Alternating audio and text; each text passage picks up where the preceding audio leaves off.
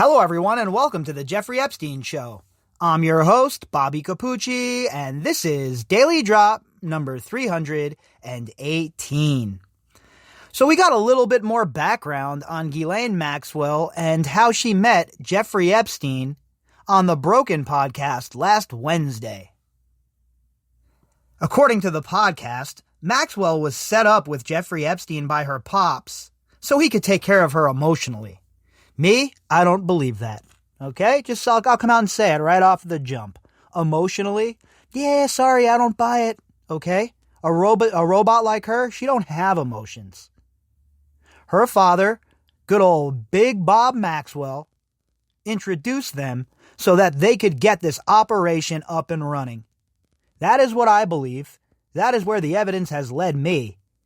And I don't think that anyone can dispute the fact, once you look at all of the evidence, that Ghislaine Maxwell was acting in a leadership position during this whole entire run. When they first started, Maxwell was in charge, right, of all the recruiting, procuring, and then they brought in the core four, and that's when Maxwell jumped to the next level. She had underlings below her. She had people carrying out her orders. So Jeffrey Epstein was taking care of her emotionally leads a little bit too close to the edge of turning her into a victim for me. So, sorry, I don't buy that. I just don't buy it. As you all know, I've been pretty clear about how I feel about Ghislaine Maxwell. I think that she is the brains behind this whole entire operation.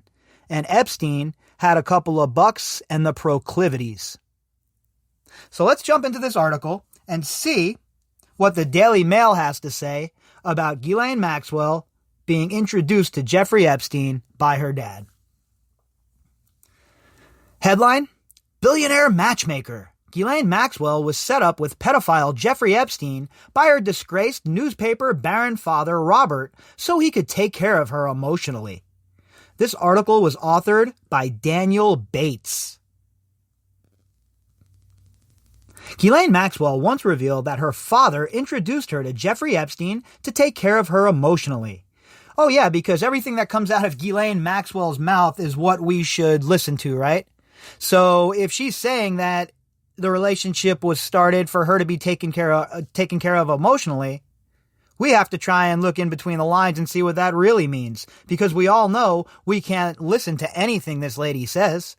Everything that's come out of her mouth has been BS, it seems like. The pedophile's alleged chief recruiter confessed to one of his staffers that the late newspaper baron Robert Maxwell set her up with Epstein. Robert apparently believed that Epstein could provide her with the support she needed. Yeah, okay. Maybe that's their cover story.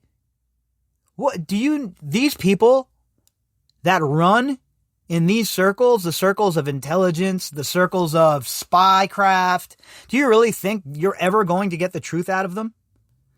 Again, watch a show like The Americans and you'll see what I'm talking about. These people make up whole entire identities and realities to hide within.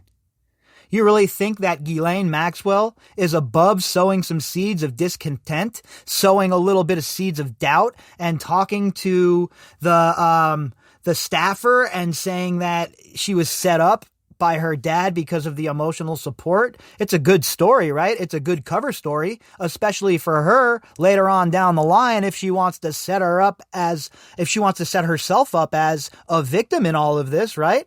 Again, this bipedal serpent is thinking 50 moves ahead.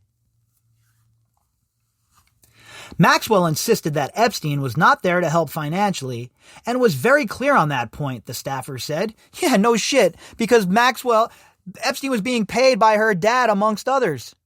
Well, we don't think that Robert Maxwell was bankrolling Jeffrey Epstein's nonsense? We don't think that Robert Maxwell and Jeffrey Epstein were making moves together on the financial front? Look, we don't have direct evidence of that yet, but it's coming, I'm sure. And the fact that Jeffrey Epstein and Robert Maxwell had so many mutual friends It just does not make any sense to me that Robert Maxwell would not have been bankrolling Jeffrey Epstein in some capacity. So of course it wasn't about the money. The money was how they facilitated their criminal enterprise. According to Broken Seeking Justice, an investigative podcast about the Epstein case, Maxwell met Epstein in 1988 and not after her father died in 1991, which is what was previously suggested. Suggested by whom, by the way? These same people that show up all of a sudden and have all of the answers?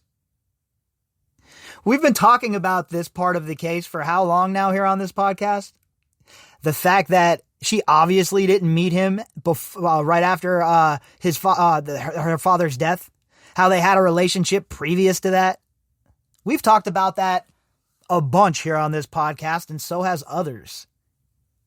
And yet, now we got the legacy media involved, and all of a sudden they're covering groundbreaking news, right? This is a groundbreaking report. No. Just adds a little more context for us, right? A little more meat on the bone. If this is true, then it changes the dynamic about the couple and suggests that Maxwell did not befriend Epstein while in mourning for Robert, who fell off his yacht in the Canary Islands in mysterious circumstances. Yeah, he fell off his yacht. There's about as much chance that Robert Maxwell fell off that yacht as there is of me of walking into one of these casinos here in Las Vegas and winning megabucks. It is absurd that they would actually think that any of us would believe that Robert Maxwell wasn't clipped. Come on, man.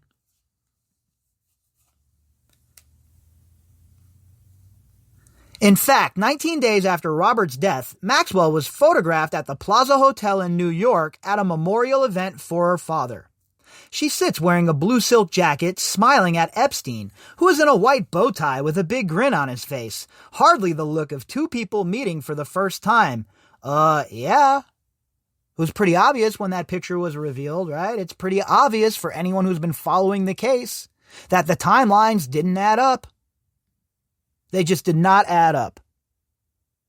Ghislaine Maxwell was not some shrinking violet who needed the support of a man, okay? And in the wake of her father's death.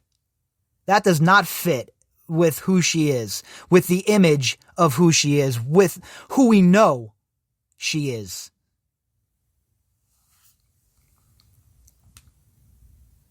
The latest episode of the podcast delves into when Maxwell and Epstein met and began a relationship that would last for some years in the 1990s. Oh, just in the 1990s, huh? No, much longer, probably all the way up till the second arrest, all right? We've seen the emails. We saw the email that came out in the hearing. So stop it, okay? Just stop it. According to federal prosecutors, during this time, Maxwell groomed girls as young as 14, charges she denies and will stand trial next July. Seeking Justice quotes numerous people who knew Maxwell and Epstein who say that they met before Robert's death. Yeah, they certainly did. This just happened overnight? This whole entire scheme, this whole entire plot? Hell no. This plot had been hatched for quite some time. Maxwell, the rest of his buddies in the mega group, the boys at the CIA, they were just waiting for the right tools to do the job. And Epstein showed up, and Maxwell, who they already knew because of her father, decided to slide in, and boy, it was a match made in heaven for the CIA and the rest of their lackeys. That's right, the Mossad is a lackey of the CIA. Yeah, that's right, all of them. All of these intelligence services, in fact. What do you think? Any of them can do anything without the CIA knowing? One friend says that they understood the pair met in London through Robert, but she wasn't interested in him immediately. Yeah, no shit. That wasn't what it was about. It was never about love. It was never about emotional attachment. It was never about, oh, Jeffrey's such a great guy. I want to be with him for the rest of my life. It was all a means to an end. It was all about putting together this operation and then making sure that it ran in a seamless manner. And that's what they did for decades. With their help, with the help from their friends, at the corrupt FBI, the CIA, and insert your favorite politician here.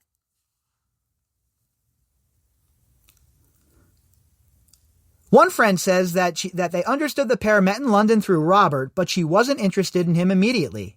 The former Epstein staffer, who was not named, says they were told a similar story by Maxwell herself. Yeah, look, the best lies have a little truth sprinkled in, don't they? Maxwell was planning her cover story a long time ago, from where I'm sitting. That's most certainly what it looks like to me. Let's sow those seeds. Let's let them grow for a little while. And then, eventually, if I ever get nailed, we can come back to this part, and we can say that I was a victim. That's how she rolls. But in reality, we all know the score, don't we? Everybody has been paying attention, Ghislaine. And your tired old tricks are not going to work. And neither are these BS cover stories. The staffer recalled an unsettling visit to Maxwell's Manhattan apartment in the early 90s when she pulled out 8 photo albums of her father's funeral in Israel. 8 photo albums from a funeral in Israel, huh? Nah, Robert Maxwell had no connections to anybody in intelligence. Why would he be given a state funeral in Israel? Ask yourselves that. Afterwards, the staffer was ready to jump off a bridge, but then Maxwell said something that surprised them. According to journalist Emily Saul, out of the blue, Ghislaine said her dad actually connected her with Epstein. Well, yeah, look, I'm glad that this podcast, Broken, is out there to, help the unsullied and stuff. But those of us who have been following this for quite some time, we were all hip to this, right? We all heard Maria Farmer's interviews. We've all heard everything that had come before. And when you put the pieces together, it's quite obvious that this wasn't some love romance. This wasn't some situation where the two of them fell in love and they were skipping through a field and one of them was frolicking through flowers. None of that was occurring. This was a relationship of mutual, beneficial scumbaggery.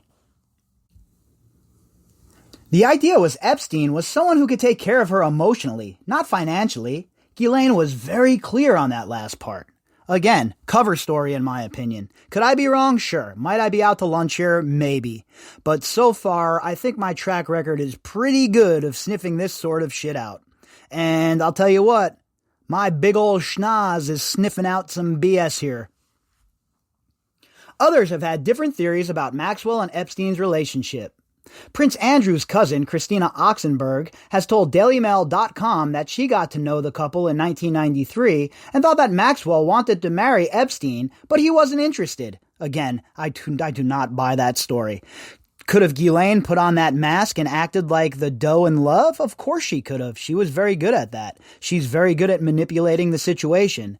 But do I think that this was a love situation where these two were in love? No, I do not. Epstein's former housekeeper in Palm Beach, Juan Alessi, has claimed that Maxwell once told him, "I hate him, but I can't leave." Yeah, well, we could take that a bunch of ways, right? The way I take it is, she can't leave because her handlers haven't given her the okay to stop the operation. And you think Jeffrey Epstein and Ghislaine Maxwell wielded power? Wait till you get a load of the intelligence agencies. In the podcast, Epstein survivor Maria Farmer, who claims that Epstein and Maxwell sexually assaulted her, said that she saw the recruiting operation herself when she worked for them in the mid-1990s. This was long before they had allegedly set up the pyramid of recruiters that would allegedly funnel dozens of women to Epstein, and it was just Ghislaine doing it. Farmer says that at 3 p.m. on the dot every day, Ghislaine would materialize on edge and was always dressed immaculately. From Epstein's mansion on Manhattan's Upper East Side, they could hear the school bells ringing for the end of the day, and Maxwell would get all hysterical and say, "I need to get nubiles." I mean, can you imagine? Imagine being near somebody who acted this way. I can't even imagine what Maria went through with these sick bastards. It's just unbelievable. Farmer said they would drive around the neighborhood and hunted children. She said Ghislaine would say, "I got to get a model. Got to get a Victoria's Secret model." I was dumb enough to believe it. I believed it until I didn't. Who would think this woman would be a British witch? She was so nice.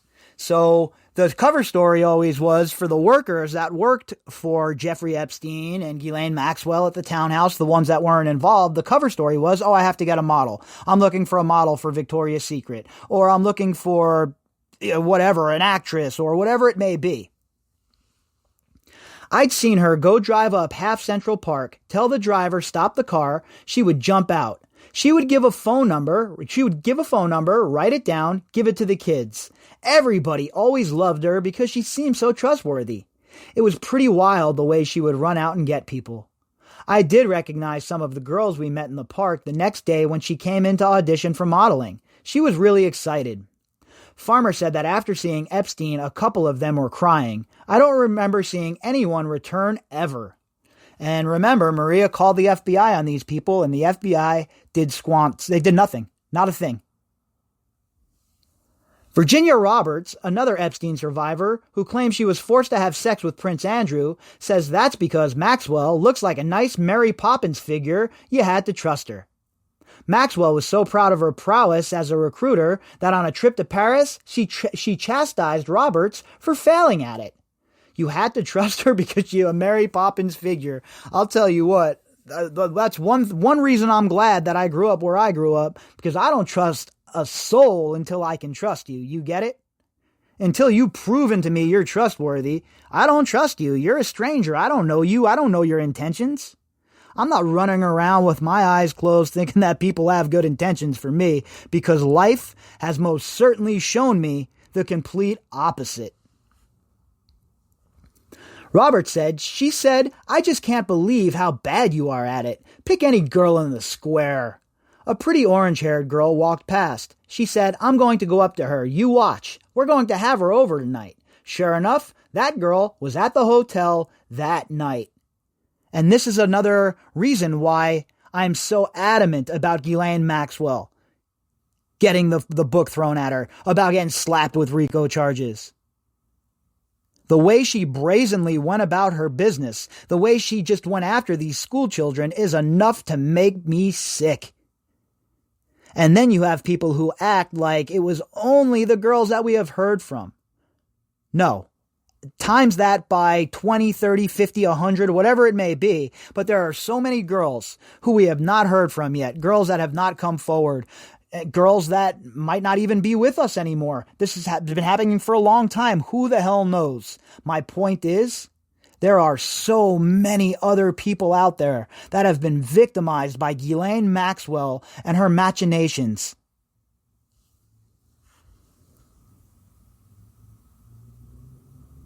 Ghislaine was so proud of herself because she proved to me I was really shitty at procuring girls, and she was amazing at it. There was no sorrow or even you're doing something wrong, you shouldn't do it. There was nothing like that. It was just a game to her. And that's how it is with all these rich people, right? We're just pieces on a chessboard for them, basically. They don't give a damn about me or you or anybody else. All of these clowns, all of these politicians, all of these shitbirds that get up on their ivory tower and talk about how much they care about the people, huh? That's this whole entire so-called polite society. Maxwell stayed in Epstein's orbit until after he was investigated by Palm Beach police in 2005 and later agreed to a sweetheart plea deal under which he served just 15 months in prison. Robert said that Maxwell caught wind there was trouble, adding that Ghislaine only cares about one thing, and that's Ghislaine. Huh, where else have you guys heard that, huh? How long have I been preaching that here on this podcast?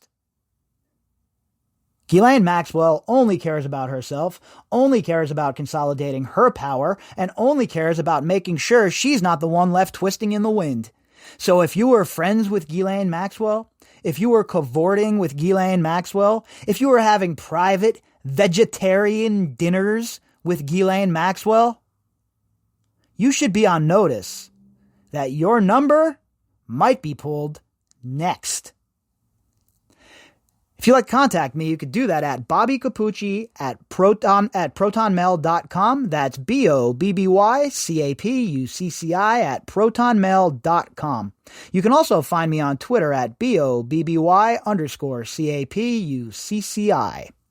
All of the links that go with this episode can be found in the description box, along with the PayPal account and the GoFundMe account link. People have been asking for me to put those in, so I will do just that. And also, sorry about the dogs barking earlier. They think they're funny. I let them hang out for a couple of minutes, and that's what I get in the bargain. All right, everybody, I will be back later on. I hope you all have a fantastic evening.